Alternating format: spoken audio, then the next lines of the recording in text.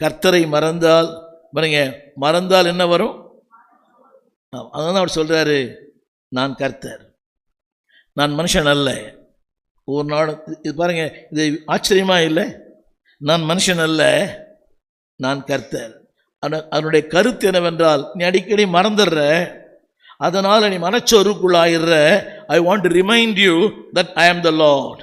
நான் எங்கே இருக்கேன் தெரியுமா?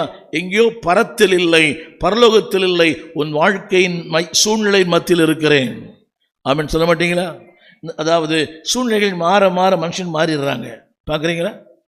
இருந்தால் நீங்கள், நான் பலமுறை சொல்கிறேன், தந்தா துதிப்பாங்க, தராவிட்ட அவங்கள போட்டு மிதிப்பாங்க. இதுதான் உலகம். சூழ்நிலைகள் மாறும்போது எல்லாமே மாறுறாங்களே. கணவன் மாறுறார், பிள்ளைகள் மாறுது, பெற்றோர் எல்லாமே மாறுறாங்க.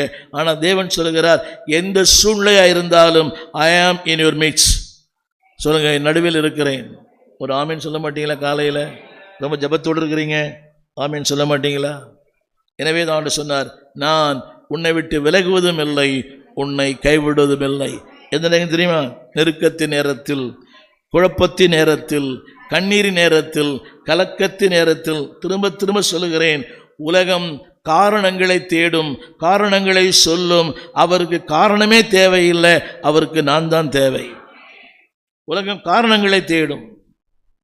ரொம்ப ஆடினாரு, ரொம்ப ஓடினாரு, ரொம்ப பண்ணாரு. கவனிங்க, இதுதான் உலகம். எனக்கு நெருக்கமான ஒரு நண்பர், நான் மருத்துவமனையில் இருக்கும்போது அவர் சொன்னாராம், அவர் ரொம்ப பேசிட்டாரு, அதனால தான் படுத்துட்டாரு. இதுதான் உலகம். அவர் எனக்கு ரொம்ப நெருக்கமான ஒரு நண்பர் தான் அவர். ஆனால் இப்படிப்பட்ட மக்கள் மத்தியில் அவர் சொல்கிறார், ஐ ஆம் இன் யுவர் மிட்ஸ். சொல்லுங்க, நான் நடுவில் இருக்கிறேன். திரும்ப அந்த வார்த்தையை சொல்ல விரும்புகிறேன், கவனிங்க. இது அன்ஃபெயிலிங் ப்ராமிசஸ்.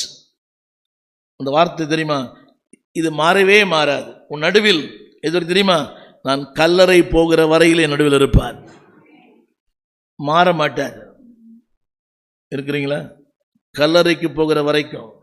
இல்லை மகனே, இல்லைப்பா எனக்கு இன்னொரு அப்பாயின்மெண்ட்டு, இல்லை நீ சரி வரல, ஒத்து வரல, நான் அந்த வீட்டுக்கு போகிறேன், நான் இந்த வீட்டுக்கு போகிறேன், என்னை சரியாக நீ கவனிக்கலை, என்னை சரியாக பார்க்கல, என்னை செங்கிட்ட நீ பேசலை, so I want to transfer. அப்படி கிடையாது.